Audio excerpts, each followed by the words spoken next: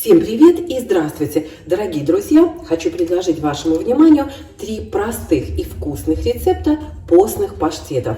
Постные блюда ни в коем случае не должны быть пресными и скучными. Любое постное блюдо можно сделать интересным, изысканным и скоромным, если заменить некоторые растительные ингредиенты на животные. Предлагаю вашему вниманию паштет из грибов. Я взяла шампиньоны, взяла белые и вот такие коричневые. Можете взять лесные грибы, если у вас есть. С ними будет еще вкуснее. Кроме этого нам понадобится морковка, лук и чеснок, зелень на ваш вкус. Вот здесь у меня остаточки коньяка для готовки. Именно он соленый, поэтому соль я добавлять не буду. Добавлю немножечко коньяка. Вот как видите, у меня его совсем немножко осталось. Нужно его использовать. Это просто как вариант. Я буду использовать, потому что у меня есть. Вы можете добавить обычную соль. Итак, приступим. Нужно порезать лук, морковку натереть на терке и все это обжарить на растительном масле. Кстати, резать овощи можно как угодно, поскольку мы все равно будем перебивать их в блендере. Здесь у меня еще половиночка луковицы. Обжарю лук на растительном масле. Морковку потру на терке. Можете порезать, если хотите, но тогда ее нужно дольше обжаривать.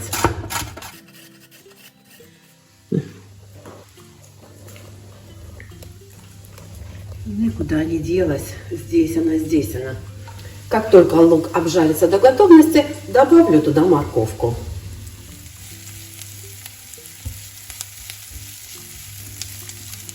Пока обжариваются овощи, я порежу грибы. Режу произвольно. Вот и все. Чеснок мелко порежу, хотя его можно пропустить и через чеснокодавилку.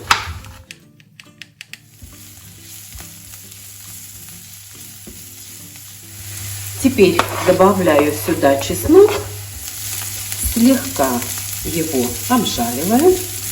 Пошел запах уже чесночный. И буквально через минуту добавляю грибы. Осталось только все обжарить до готовности.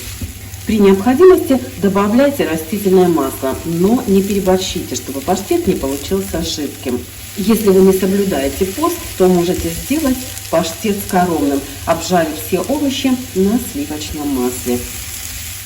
Поперчите по вкусу, посолите.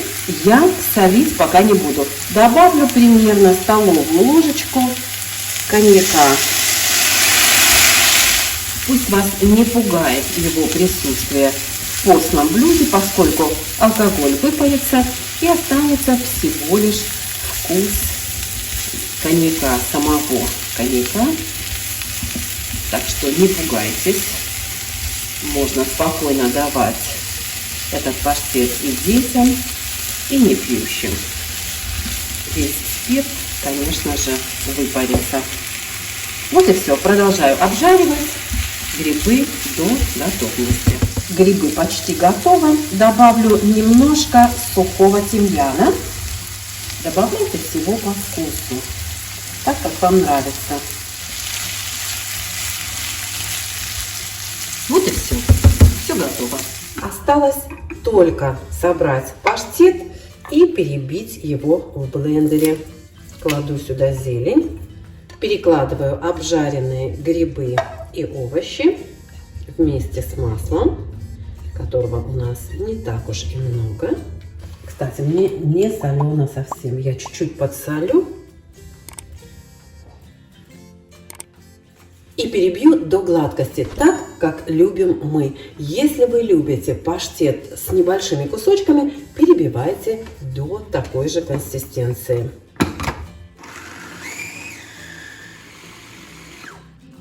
Я добавлю еще немножко соли, мне совсем не солено, и перца. Слушайте, как вкусно.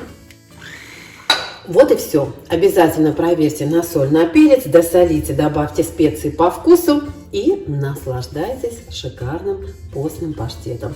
Второй рецепт – это паштет из нута. Я взяла консервированный. Если у вас есть желание и терпение, вы можете сварить нут сами. Его нужно замочить на 12 часов, периодически сливая воду. Можно сделать это на ночь и потом сварить до готовности. Проще всего взять баночку готового нута. Перекладываю его в блендер. Кстати, такой паштет называется хумус, и он всем вам хорошо известен. Для него понадобится вот такая паста тахини. Если у вас нет такой пасты, не отчаивайтесь. Сделать ее несложно. Для этого нужно просто перемолоть кунжутные семена с оливковым маслом. Ой, брызгает во все стороны. Она у меня стояла без дела. Как же она вкусно пахнет, девчонки. Надо периодически перемешивать, конечно, при хранении. Добавляю 2 столовые ложки. Такие, знаете, хорошие столовые ложки. Сюда же кладу пол чайной ложечки паприки, немножечко кумина. Рецепт, как всегда, оставлю вам под видео. Зелень, которую я так мелко порву. Здесь у меня совсем чуть-чуть укропа, просто потому что он у меня есть. И кинза. Сюда же добавлю чеснок, пару зубчиков. И лимонный сок. Немножко молотого кориандра. И острый перец, потому что мы любим хумус острый. Вы добавляете перец и соль по вкусу. Я сейчас чуть-чуть подсолю, потом проверю и досолю по необходимости. Вот и все. Перебиваем все ингредиенты до образования однородной массы. Если у вас получается такая же густая паста, как у меня, то в нее нужно добавить немножко оливкового масла. Посмотрите, какая получается паста. Я добавила еще 1 ложечку оливкового масла, но это на ваше усмотрение. Добавляйте и масло, и лимонный сок, если необходимо, на ваш вкус. Вот делайте так, чтобы получилась такая, знаете, мазючая паста. Сейчас попробую на вкус. Нужно добавить соли. Мне вообще не солено. И добавлю еще немножечко острого перца. Вот и все. Опять же, перебивайте до желаемой консистенции. Если любите с небольшими комочками, то так и оставляйте. Если любите, чтобы хумус был совершенно гладкий, нежный, тогда перебивайте до совершенной гладкости. Все дела. Ну и последний рецепт – это рецепт паштета из фасоли. Всем вам хорошо известен. Я думаю, что все вы часто делаете, но все равно хочу вам напомнить этот простой и вкусный рецепт. Я обжарила немножко лука, кладу его в блендер. Можете, конечно, пользоваться погружным блендером, если вам так удобней. Туда же кладу консервированную фасоль. Опять же, если у вас есть желание и, главное, терпение, вы можете сварить фасоль сами. Кладу чеснок.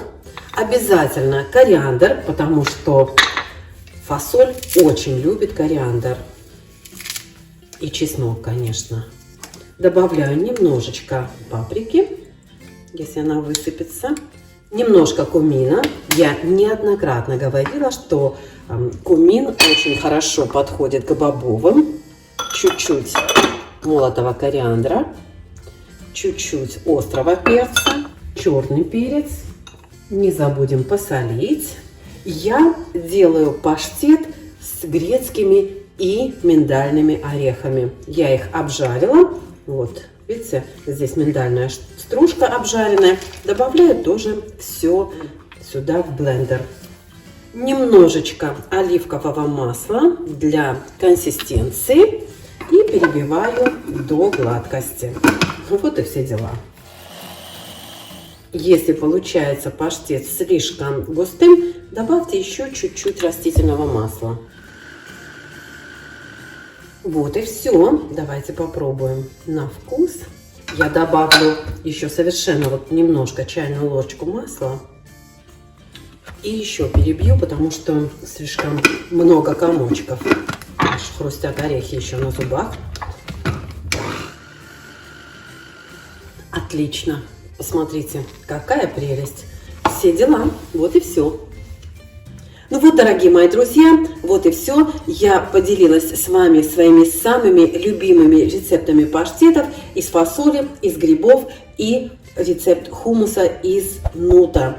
Очень простые рецепты, очень вкусные. Как я уже сказала, вы можете сделать их скоромными. Если добавите яйцо, например, или сливочное масло, обжарите все овощи на сливочном масле. Можете добавить в фасолевый паштет обжаренную морковку. Все это на ваше усмотрение. Я люблю эти рецепты именно так, как я вам сейчас показала. Даже с этим набором продуктов паштеты получаются очень вкусными и сытными, что очень важно, когда вы поститесь. Можно подавать эти паштеты как отдельное блюдо на закуску, и также можете подать их вместе с каким-то еще блюдом. Я, например, очень люблю намазать этот паштет на хлеб и подавать их с супом или с салатом, например, тоже очень вкусно. Если вам понравились мои рецепты, не забудьте поставить лайк. Если вы еще не подписались, подпишитесь, пожалуйста, чтобы не пропустить что-нибудь новое и интересное. Буду очень рада вашим комментариям. Заходите еще. Всем пока!